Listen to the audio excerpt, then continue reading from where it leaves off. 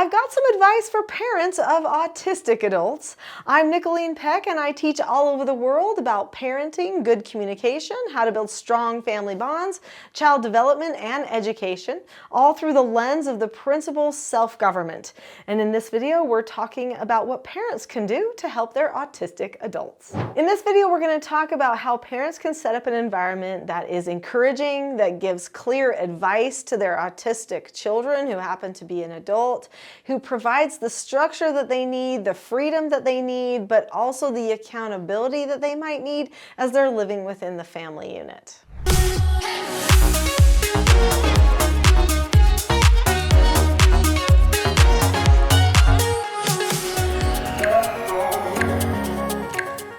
Autism and routine. Those go together like bacon and eggs, okay? So when you have autistic children, you already know the rigidity of the thinking. When they become adults, they need routines just like they did when they were younger. Hopefully they've learned to be a little bit more adaptable as their brains have matured over time, because sometimes that helps a little bit with that. But still, they need to be able to live their routine. In fact, their freedom is their routine. And so let them have the routine, but you can't let them control everything. So we have to still teach our autistic adults how to adapt to other things that are going to be changing and happening in regular life, but help them have that peace of being able to live in the freedom of the routine that they so look forward to, that brings them so much peace and confidence, just love of life. That predictability is something that they really hold fast to. As with any child that reaches adulthood, it is really important, if they're still going to be living in your home, that you talk about roles. So there's a lot of books I've written. I've written 11, but these two are probably the most popular, I would say. I don't know, maybe the children's books are right up there. This one for sure the most, Parenting a House United. This talks about the skills and principles of self-government, which are never too late to learn and actually are so predictable that your autistic adult will actually find them pretty encouraging usually. Sometimes hard to learn a couple of them at first. Things like dropping the subject or something like that can take a little bit of work, but they sure are beneficial. But this book here, Roles, I wrote because I thought when I wrote this book that people understood the concept of roles well, but they didn't. And so this is a book of a family. It's a story of a family who is struggling with their roles, and their communication's a little bit off. Their respect and who's helping around the house is a little bit thrown off because everyone's doing their own thing. And they do have an adult child in the family as well as some other teenage children. And you see how they work through this concept of roles and how it changes their productivity and their relationships as a family. So I highly recommend looking into that. So when my children would reach adulthood, I would have a conversation with them about their role now as they were adults. And sometimes they were in our home for just a little bit before they would launch off on their own, which meant that there were other people around, sometimes younger siblings, and they couldn't just start doing whatever they wanted just because they were of adult age. They needed to still carry some responsibility at the home.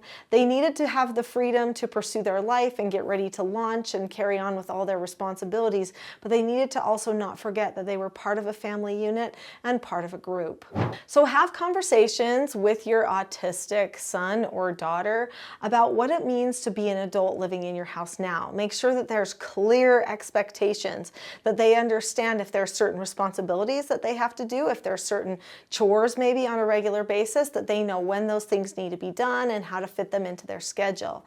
Make sure that you are regularly planning the day with them. The autistic brain likes to have a plan. They like to know what's coming up. This decreases anxiety. So every day, just have a little planning meeting in the morning where you say, okay, what are we going to be focusing on today? Or what's the schedule going to be like for today? I need you to have this ready by this time, or, make sure that you prepare to have dinner prepared, at this time, and help them work on their skill development, help them work on their communications, their problem solvings, even make plans with them for how to work on social development and have social interactions. This is very important when you are trying to help them feel as much autonomy as possible, even though they still might need you, because of their neurodiversities.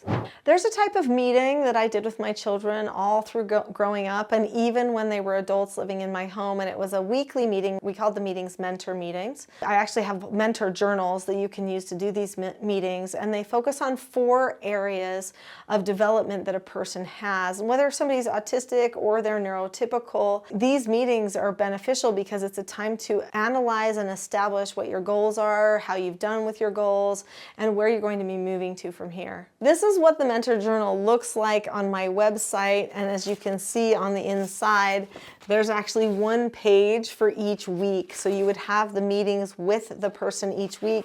They may even schedule things in for the week on the top, and they are going to be referring back to this on a regular basis. This is another resource that you might find really helpful having autistic adults in your family.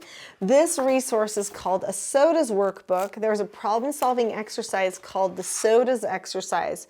And this is a way to help develop that prefrontal cortex and get better at solving our problems. So you might want to use these problem-solving exercises to help solve relationship problems, social problems, problems with their employment, problems that they're trying to solve around the house with just daily activities and chores. To help them understand what their options are, the disadvantages, the advantages, and the solution. That's what SOTAS stands for: situation, options, disadvantages, advantages, solution. One key issue that you may face having an autistic adult living in your house is that you may have to correct them sometimes. And I highly recommend understanding the steps for a good teaching self-government, effective correction. So a TSG correction has certain steps that you can go through that will help a person do some self-evaluation through the prefrontal cortex part of the brain, and it will help them also be able to accept their negative consequences. So I would establish with your son or daughter what their negative consequences were going to be ahead of time for if they don't follow through with certain things that they said that they would, or if they start to not practice their calmness skills, which could be very beneficial for them. I would then teach them all of the steps to the skill after they've understood what their consequences might be, and making sure that you don't overload on consequences when you have an adult in your house, but also technically, neurologically, they might not be quite at that adult level, otherwise they would be launching off on their own. I know there's a full spectrum of autism here, but in my mind, I'm thinking a little bit more low-functioning autism, that you're not going to be able to launch them out yet. So then you're going to teach them the steps to doing a correction. The first 3 steps are the most important when you are working with adults. And if the adult has a good soft heart, they're on the same page with you, they want to be a team player with you in the family, then that's probably all you're going to need with an adult most of the time, especially if you have a highly motivated autistic person that you're working with. So the first 3 steps are describe the situation, and make sure you use predictable words that they're used to, which probably on this channel would go back to those 4 basic skills, which everyone should know. They're just adult skills. Then you would do a rationale that matters to them of why they want to do that skill the right way, or why it was a bad idea the way that they did do it. And then you would tell them what should have happened.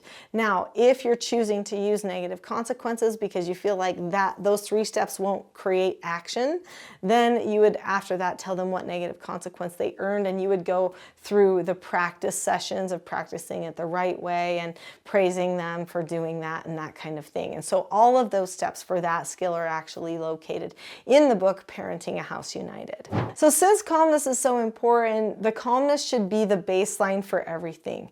We don't talk about an issue unless we're calm. If we're anxious about something, we get to calmness first, then we discuss it. This is going to be very beneficial for a person who might have higher levels of anxiety or impulsivity, such as an autistic person could have. So understanding calmness and getting to a place of calmness is probably going to be one of the first self-government things that you'll want to do. And I actually have a Calm Parenting Toolkit that I'd like to give to you for free. So on my website, teachingselfgovernment.com, there is a Calm Parenting Toolkit which has 10 tools for calmness. Right now, if you go to teachingselfgovernment.com, you can have that 10-lesson toolkit for free. It's not my full program, but it will help you get started on at least addressing your calmness.